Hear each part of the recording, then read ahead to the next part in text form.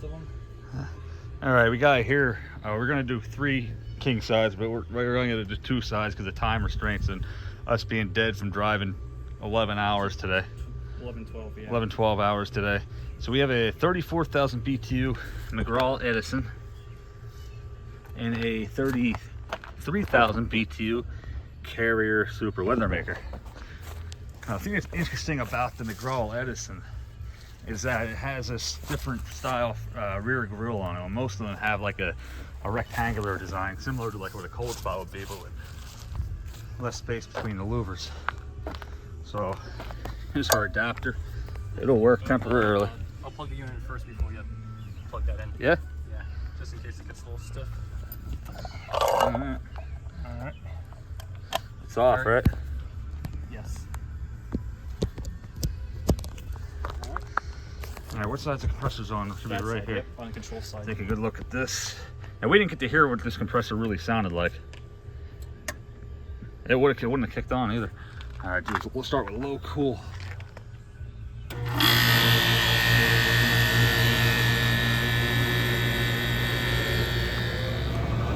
Listen to that start on.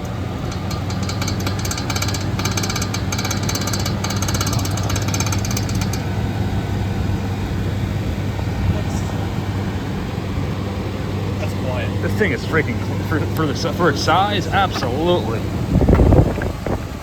That thing stinks though. Holy shit. Like bad. That is freezing cold.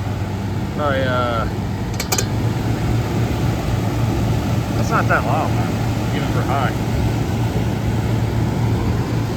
Crap ton of air. It does.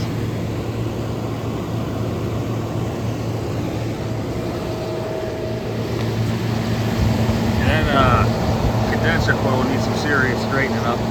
How does that happen, dude?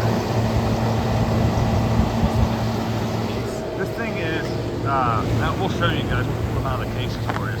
But this thing has a 6-row evaporator. We can do the Comfort-Aire, we'll just do it last in the garage. I can edit the video together. I don't feel like carrying that all the way out here.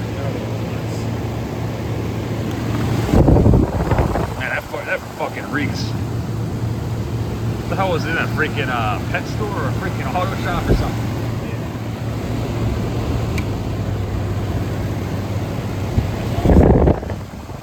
No, not at all. The other thing it's doing is it's definitely sucking some of the cold air back in. I'm sure something could be done about that. Badass. Listen to that refrigerant rushing.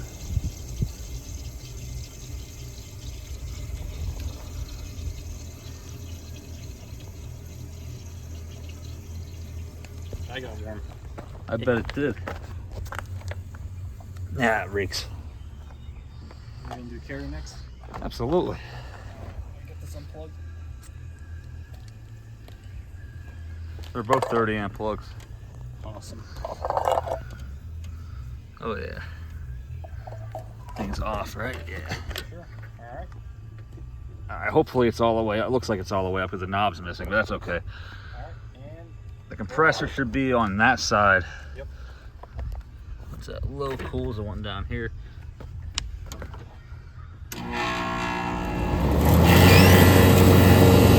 Hesitated when it started.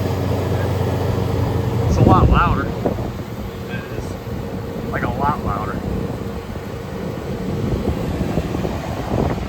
But this blows more air. Yeah, it's still hard to Yeah, minor things you can, there's probably modifications we can do to quiet it down for Jordan. But the room that Jordan's going to be using in it is pretty massive, so it might not be a big deal. This one doesn't smell as bad. Blows colder. Blows colder and has a better flow. But I like that one better because of the sound and the rarity. Yeah, fireworks, alright. There, this goes up and down like so. That one there has adjustable louvers, which are permanent, and you keep moving them to break them off. That's low. I don't know what my sounds like.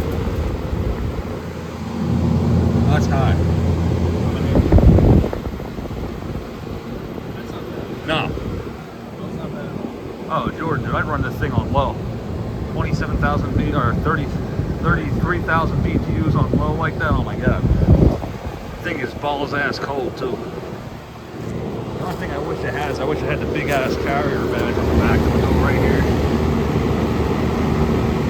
It's ready for you, buddy. I'll do a drain homage for you and all that before you pick it up.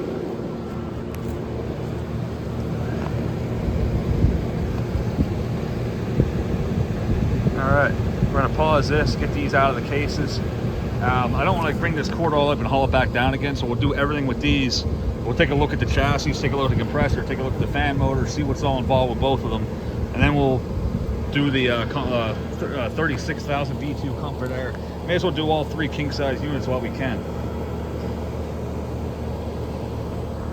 I almost forgot, I almost cheated the carrier out of the kickoff sound. Oh yeah. You can hear it.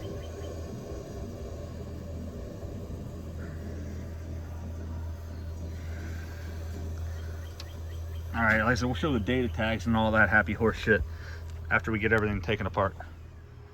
Alright, so since we started with the Edison the last time, we'll start with the Edison again this time to follow suit. There's your control panel. Decent shape, everything's complete. Your louvers definitely took a beating. I kind of feel like this unit was dropped at one point or another, but nothing that can't be fixed. This bitch has a 6-row evaporator coil. Look at that. That is craziness. We decoded the date on it. It's from 1978, so this one's actually one of the newer ones. I thought by the design of the rear grille, you can't even read that data tag anymore. Unless you guys can maybe make it out, I can't. I'm not really trying to freaking crawl under there or get down on the ground anymore. I really... We're kind of beat. Yeah. Maybe you guys can make something out of it. Maybe you can't. But I did take a look at it earlier. It was up higher and it is 34,000 BTUs per hour. So this is a Tecumseh AH compressor.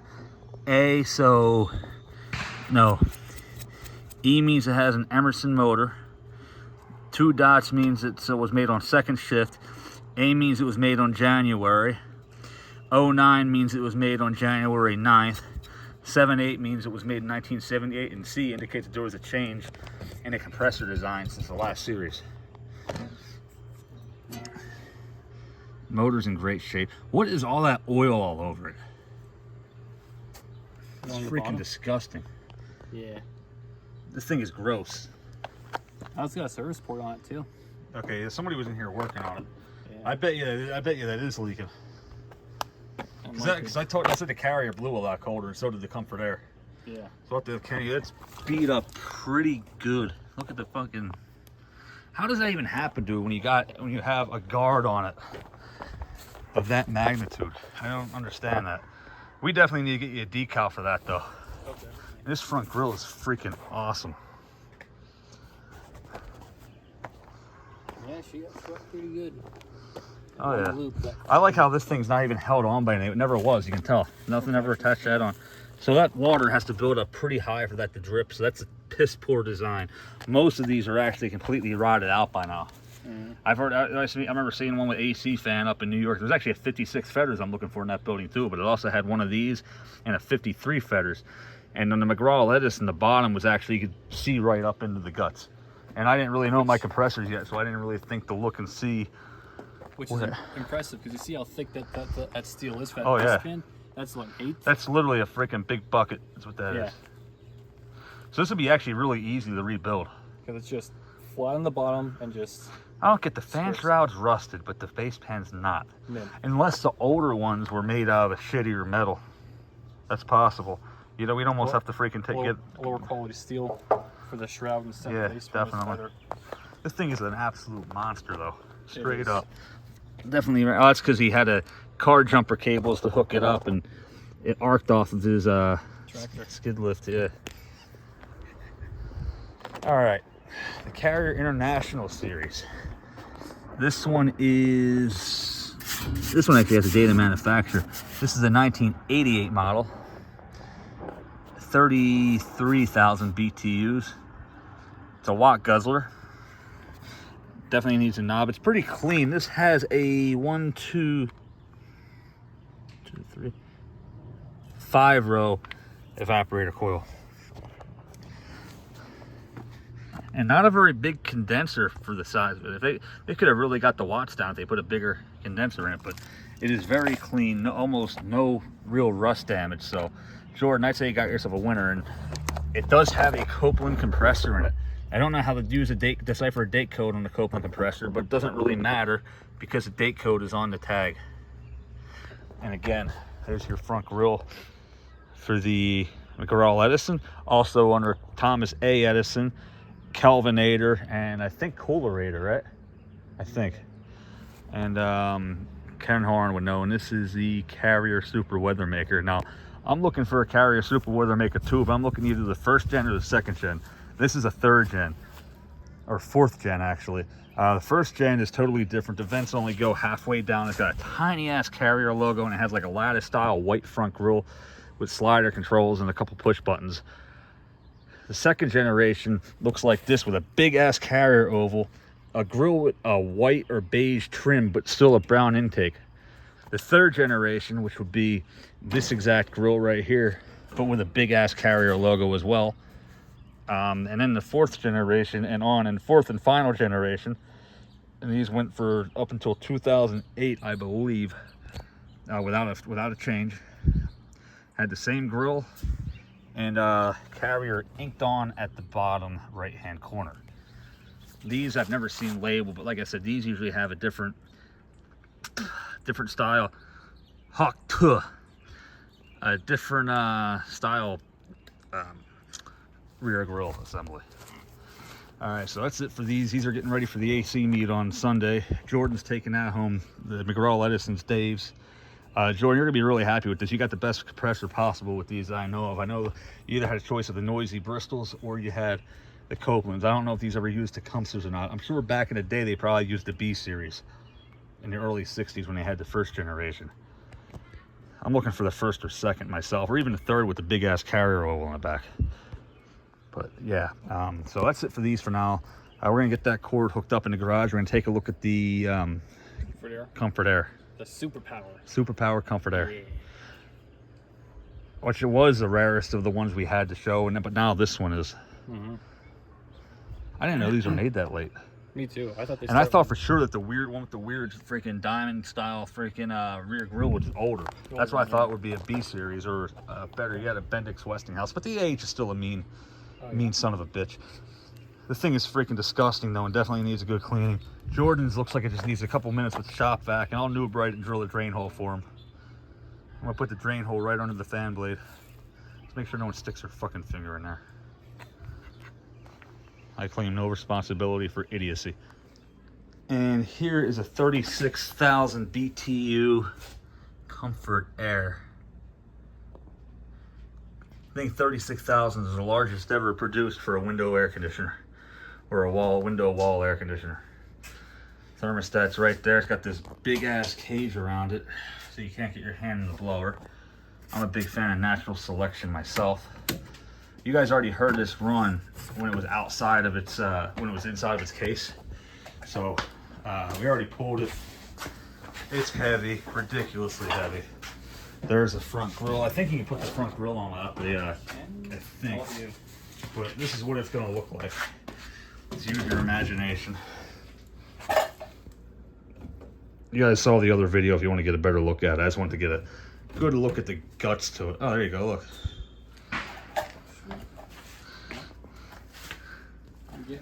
That's awesome, dude. That is the size of the... Oh, you can't even see the condenser loop or evaporator loops. Good. It's got a only a 3-row. Really? That's 3-row condenser. It's got an 8.2 E off. Yeah, it's a Copeland compressor. Take a look at the fan motor spec. Got a Fasco fan motor. Oh, look at the oil ports. That's good. The RPM is probably insane. I can't even see the RPM. I'm sure it's on there. I'm just blind. 0.5 horsepower. That's a pretty big motor for an air conditioner. Very high horsepower for an air conditioner. All right. Well, let's go a little cool. Wow.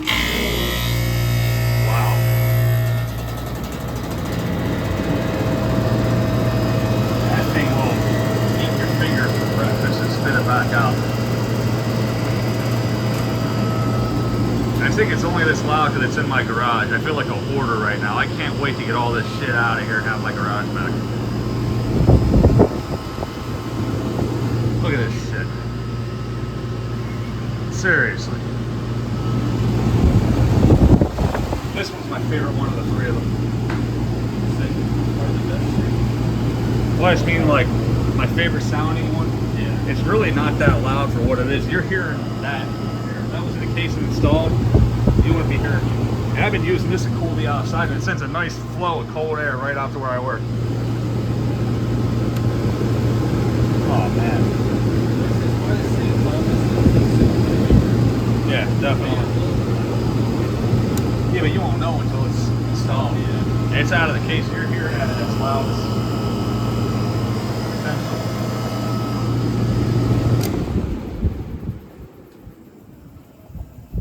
You can hear the refrigerant.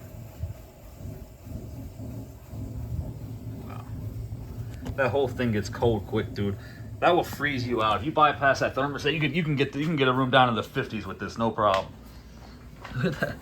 The reason the fan is so small is look at the pitch of the blades and how many there are. It's awesome. Oh, I know why it's making noise. There's spray foam on it. How the fuck did they do that? I don't know. That's freaking hot, dude. Wow. Look at the size of that compressor.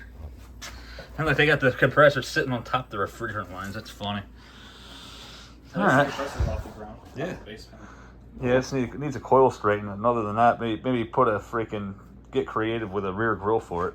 Yeah, it does. Does need a rear grill. This is a little bit bent up from them not picking it up properly, so it's a little tricky to get out of the case, but once you do, it actually slides out pretty easily. I think this is the biggest physically. Yeah. This looks bigger than the McGraw. The only way to tell for sure is to measure it. Which we will do. I think we can do it right now before we end the video. Yep. Can we hold tape? Should be all right. Check it out. Yeah, hold the camera. Yeah. Cameraman Dave, back at it again. Yeah. It's 22 inches high, which is ridiculous. 27¼ inches wide, which is a ¼ inch wider than a Federer's weather wheel. What's depth? Oh, depth's is 3 foot. We already know that.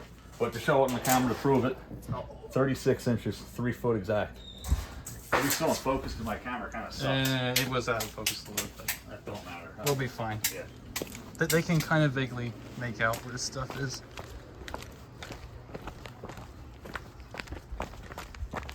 McGraw Edison. Actually, it seems to be a little bit not as wide, actually. Yeah. McGraw Edison's, nope, it's 27. It's a ¼ inch off, so it's the same width as the Federer's weather wheel. It is a little bit deeper at 36 1/8 deep. Height-wise is, it looks like it's just as high, if not high. No, 22 inches, 22½. 22½ tall. So it's actually not as tall as it. So really? the Comfort-Aire is the biggest. You can tell by looking at it. Yes. We'll measure it for you so you can see it, but you can physically tell if the carrier is not as big. Yeah. So this one's the coolest looking. Yeah. Well, the Comfort-Aire is the dual discharge vents. That and the freaking brown wood grain is cool. This is the coolest looking, though, I think, just because of how old it is. The Comfort-Aire is the best performing. This one's the quietest. On low. On low. Yeah. Although this McGraw was pretty close. It was. This one's probably built the best, though, the carrier, overall. For build quality? Yeah. But I don't know, the McGraw's a freaking tank, though. It's hard to say. Yeah. I'd say overall, they're all about even. You can't go wrong with either one of them. The Carrier Super Weathermaker is 22½ inches high, so roughly about the same. A cunt hair shorter. Wow, 27½. The Carrier's the widest. 27½ inches wide by only probably about 2½ foot, I'd say. Yeah, 32 inches and a 32¼ inch, so just over. No, it's actually a little more than 2½ foot. Yeah, 32 and it's 32 and 3/16. So there you I know go. people laugh at me for going down to the 16th of an inch, but it does make a difference, especially if you're trying to fit it, you know, with their height. Yeah. That'll either make it or break it for you. You will be cursing, and it will not be a good time. Especially if you gotta make your hole in the wall just a little bit bigger. Especially if you're going into a block wall. Oh, you're Yeah. fucked. You know how big of a bitch cutting brick is, regardless, although I'm cutting just a little piece of it. You're better off in there with a fucking wire brush, fucking abrasive at that point. Just wearing some goggles. But yeah, that's it. I gotta go in there and cater to her and the kid. You say you're gonna get that Westinghouse ready? Yeah, I'll bring it out and put it in the back. Hell yeah. Here and... What would those? I'm just gonna set the cases on top of these for now, just to make it look Easier. like it's somewhat organized. Yeah. I'd like to fire that. I mean, if you want to freaking rig up a cord for it, I don't know. We're both pretty tired. Maybe some other day, because we got to pull that thing apart to do that. Yeah, we also have to worry about food. So I'm thinking the pork. Yeah. But I really Big don't even know if I espresso. have it in me to fucking cook right now. Nah. I think we'll go with pork carbon for the pork. Highly recommended, by the way, if you're ever in School County. Pork carbon, right on Route 209 and pork carbon. On the corner. Can't miss it. It's on the corner of 209 and 209. Yep. It is, seriously. That's where it makes the Yeah. freaking right-hand turn to go toward Pottsville. All right. Good enough. Yeah. Peace out. Catch you guys next time. We are beat. Like I said, we left at 4:30 in the morning, and we got home at what? Just about 5:30? 5:30 to 6, So somewhere about in there. 13 hours we were gone. Yep. Good times. We had a good day. 6:49. Listened to over 150 songs. And Alternative. that was fun. It was. Leonard Skinner, alternative. It's a good Some ride. Freaking Jimmy Dean. Yeah. We're getting off topic. See you guys in the next video.